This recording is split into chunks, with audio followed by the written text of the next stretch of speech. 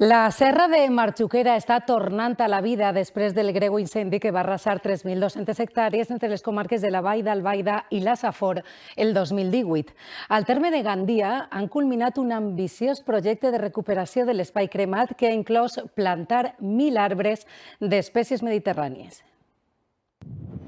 Estiu del 2018, un incendi comença a Llutxent, a la Vall d'Albaida.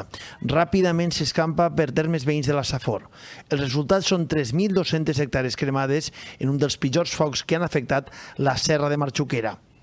Més de 2 anys després, el color negre de les cendres s'ha cobert amb el groc de les argelagues, com podem comprovar al terme de Gandia. Són evidents els efectes del foc després de 2 anys del gran incendi que va afectar aquesta zona.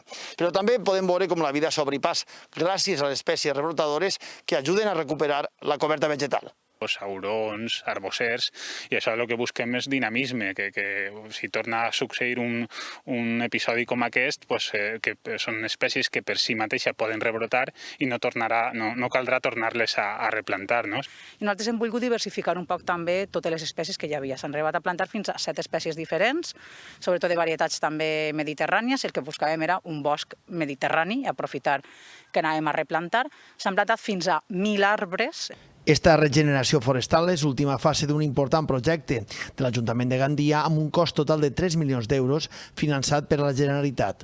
L'actuació ha permès la recuperació del camí i altres espais.